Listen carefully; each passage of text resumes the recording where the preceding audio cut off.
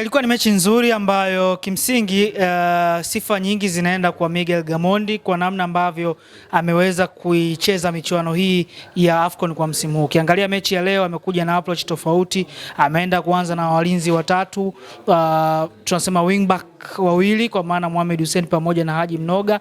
Tukaona namna ambavyo timu ilikuwa inacheza wakati inazuia na wakati inashambulia. Maana ya kuanza na muundo huo ni pale ambapo timu inashambuliwa kwa na walinzi watano na defensive midfielders wakiongezeka almost unakuwa na walinzi 7. Kimsingi kwenye minajili ya kiuzuiaji Miguel Gamondi alifanikiwa, na ndio maana hata goli ambalo Stars tumeweza kuliruhusu ni goli ambalo limetokana na mkwaju wa penalty kwa maana kwenye set piece. Kwa kimsingi unaona namna ambavyo Miguel Gamondi ametumika kama silaha muhimu ambayo inaisaidia ama imeisaidia timu yetu ya Taifa Stars kufanya hiki ambacho imeweza kukipata. Kwa maana hiyo timu namna ambavyo imecheza siku ya leo kwangu mimi imenifurahisha. Eneo la ushambuliaji wamecheza vizuri, ndio maana hata goli limeweza kupatikana kwenye open play baada ya kuingia kwa Selemani Mwalimu akaenda kuongeza nishati kubwa sana kwenye eneo la ushambuliaji. Mbali na hapo balance ilikuwepo kwenye eneo la katikati, Alphonse Mabula, Novatus Dismas Miroshi, Faisal Salum Abdalla Feitoto, tumeona namna ambavyo walikuwa wanatengeneza vizuri, uwiano ulikuwepo vizuri katika eneo la katikati. Stars inaonekana at least kufanikiwa walau kwa msimu huu, japo kwenye alama si alama ngeni sana wao kuzipata, lakini kila mchezo inaonekana imefunga goli na michezo miwili imeweza kutoa sare, lakini ikifunga goli. Unadhani advantage ilikuwa wapi kwa Stars at least kutoka wakiruhusu goli lakini wanaweza kufunga goli? Moja kati ya vitu vikubwa sana ambavyo vinasaidia ama vimesaidia Stars kupata haya magoli ambayo tunayazungumza, nadhani pia ni ongezeko la idadi ya wachezaji ambao wanacheza nje ya mipaka ya Tanzania. Ukiangalia goli ambao tulipata goli la kwanza kwenye michuano hii, goli la kwanza ambalo tulipata kwenye michuano hii lilifungwa na Charles Mombwa, tunaangalia anapocheza. Goli la pili likafungwa na Simon Epi goli Msuva. Ukiangalia Simon anafunga goli itokana na nishati kubwa ambayo Alphonse Mabula alifanya kwenye upigaji wa shuti, ikatokea penalty akafunga. Leo goli limefungwa na Feitoto, assist imetoka kwa Novatus Dismas Miroshi. Kwa hiyo ni ishara kwamba kama tutaendelea kuwa na wachezaji wengi ambao wanacheza nje ya mipaka ya Tanzania, kuna asilimia kubwa sana tukaiona timu yetu kaja kuachieve zaidi ya hiki ambacho tumekiachieve, kwa sababu mpaka sasa achievement ambayo tumeipata licha kwamba tumefunga kila mechi, bado tumepata nafasi ya kuingia kwenye hiyo playoff, sio? Maana yake ni achievement kubwa sana ambayo haijawahi kutokea, licha kwamba tulikuwa na struggle kupata ushindi wetu wa kwanza kwenye michuano ya AFCON, lakini hatujapata ushindi wetu wa kwanza, lakini tumepata ongezeko la hatua ambayo tulikuwa tujawahi kufika pia miaka ya nyuma. Kwa hiyo kipekee lazima upeleke pongezi kwa Miguel Gamondi pamoja na benchi lake la ufundi, lazima wape credits kubwa sana siku hii ya leo, kwa sababu wengi walishangazwa na mabadiliko ambayo Miguel Gamondi alikuja nayo, sio? Kumuona Hussein Masalanga anaanza golini, lakini ameonyesha performance nzuri, composability, commitment. Tumeona namna ambavyo alikuwa aggressive kwenye baadhi ya nyakati.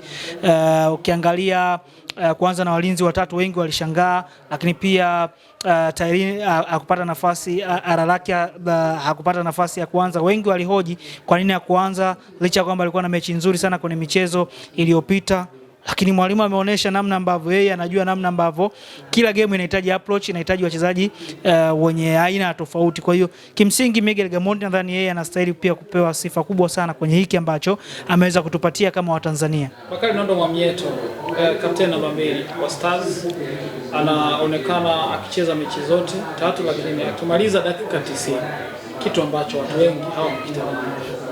Sasa hayo ni matunda ambayo tunaendelea kumpa credits Miguel Gamondi. Kwa nini Miguel Gamondi amemwamini sana Bakari Nondo Mwamnyeto? Yes, wengi wanaweza kusema labda hate yake, umbile lake ndio inaweza kama imempa nafasi, lakini hapana. Moja kati ya walinzi ambao Tanzania hatujawahi kuwa nao wenye utulivu, basi ni Bakari Nondo Mwamnyeto. Ni moja kati ya walinzi wenye utulivu wa hali ya juu.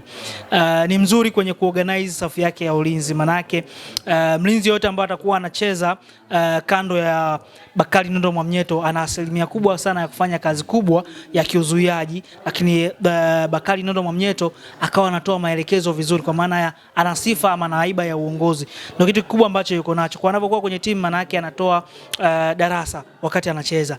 Mbali na hapo, ana uwezo mkubwa sana wa kupiga pasi, kitu ambacho kwa walinzi wetu wengi ambao tunao Tanzania hawana hiyo quality ya upigaji wa pasi kama Bakari Nondo Mwamnyeto.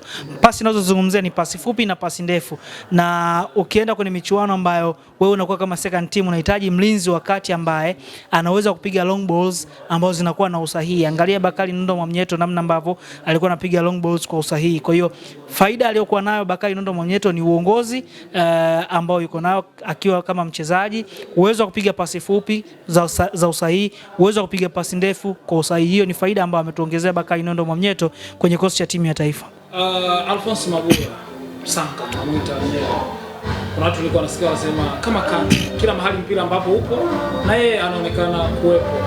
Unamzungumziaje? Kwa Alphonce Mabula Msanga, mzaliwa wa Bunda kule mkoani Mara, ni moja kati ya wachezaji ambao wamekuja kuonyesha sura tofauti, kwa sababu alikuwa apati nafasi ya kuitwa pia kwenye kikosi cha timu ya taifa, lakini Miguel Gamondi kuonesha kwamba ana uwezo mkubwa wa kustadi na kujua ubora wa wachezaji wa Kitanzania, akaona nishati ambayo Alphonce Mabula ameizalisha kule Azerbaijan, akaona inaweza kusaidia kwenye timu yetu ya taifa, na ndio maana watu wengi mechi ikiisha lazima wamzungumze Alphonce Mabula Msanga kutokana na performance ambayo anaitoa, energy ambayo anaitoa, si energy ya rais, si energy ya kawaida. Ana uwezo wa kukaba kwa asilimia kubwa, ndio maana nikasema kikosi cha timu ya taifa kimekuwa na balance kubwa sana. Yote ni kwa sababu ya uwepo wa mtu kama Alphonce Mabula, lakini pia ile exposure ambayo nilikuwa naizungumza, kucheza nje ya mipaka ya Tanzania ni moja kati ya silaha kubwa sana ambayo timu yetu ya taifa inahitaji. Wachezaji wa aina hiyo ambao wamekuja kutuongezea kitu kikubwa. Ukiangalia sio rahisi kumuona Alphonce Mabula anachoka, kwa sababu mechi za Ulaya ama huko anapaka anacheza, inawezekana mechi moja ni sawasawa na mechi 3 za ligi yetu ya Tanzania bara. Kwa hiyo energy ambayo anaitumia kule, nishati ambayo inatumika kule ni tofauti. Ndio maana unaona mechi zote ambazo amecheza uoni hali ya kuchoka kwa Alphonce Mabula. Pesi ambayo anaanza nayo dakika ya kwanza mpaka dakika 90 utaona pesi ile ile. Kwa mashindano mpaka hapa alipofika, ikitokea tuendelee mbele, ni mchezaji gani ambaye anapaswa kujipiga kifua kwamba at least mashindano haya yamemuibua kwa timu yetu ya taifa? Ni wachezaji wengi ambao wamekuwa na performance bora individually, lakini Ibra Baka lazima achukue credit yake. Ibra Baka katoa performance bora sana kwenye mechi zote ambazo amecheza. Licha kwamba leo alisababisha penalty, lakini bado hakuna sehemu ambayo unaweza kukuta mtu anamlaumu, kwa sababu wanajua hatuna deni naye kwa performance ambayo ameitoa game dhidi ya Nigeria. Aliweza kumdhibiti mtu kama Victor Osimhen, sio jambo rahisi. Game dhidi ya Uganda aliweza kuwadhibiti washambuliaji wazuri wa Uganda. Leo dhidi ya Tunisia tumeona performance ambayo ameitoa, mipira ya juu, mipira ya chini, uwezo wa kutengeneza coverage kwa wachezaji, kwa walinzi, uwezo wa kutengeneza balance kwenye safu ya ulinzi.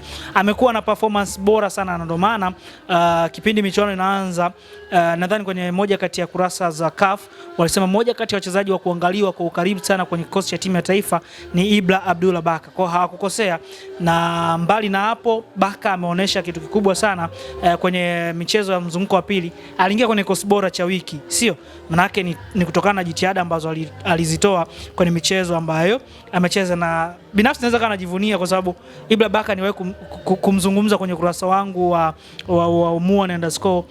Ilikuwa ni mwaka 2019, kipindi hicho yuko visiwani Zanzibar. Kwa hiyo anachokifanya hivi sasa nafurahi kuona kwamba kile ambacho nilikiona miaka ya nyuma leo kinaendelea kudhihirika.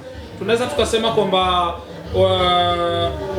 makocha wa Brazil wanapenda wachezaji wenye vipaji, pengine ndio maana Yusuf Kagoma hajapata nafasi kwenye mashindano haya. Kwa maana makocha kutoka ukanda wa Amerika ya Kusini, sio? Nadhani kila coach huwa na approach ama na aina ya wachezaji ambao anawahitaji. Si tu kwamba makocha wa upande fulani wanapenda wachezaji wa aina fulani, hapana. Kila coach huwa anaangalia plan yake. Ukiangalia kama leo watu wengi hawakutarajia kuona idadi ya wachezaji almost 7 mpaka 8 wenye attributes za kiuzuiaji wanapata nafasi ya kuanza. Miguel Gamondi kaanza nao. Watu wanasema Miguel Gamondi ni mzuri tu kwenye kutengeneza timu wakati wa kushambulia, lakini ametuonesha sanaa yake ya uzuiaji siku hii ya leo, sio?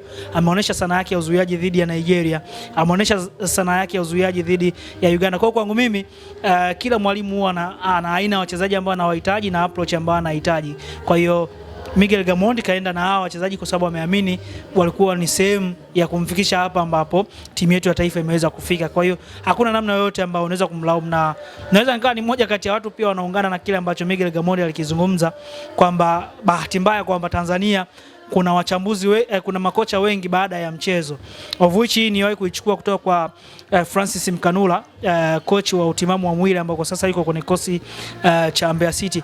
Anasema watu wengi huwa tunapata nguvu ya kuzungumza kuhusu mechi kwa sababu tunauona mpira baada ya zile dakika 90, lakini kuna mtu ambaye ametengeneza muundo wa hiki ambacho umekuja ukiona, tunasahau hiyo eneo.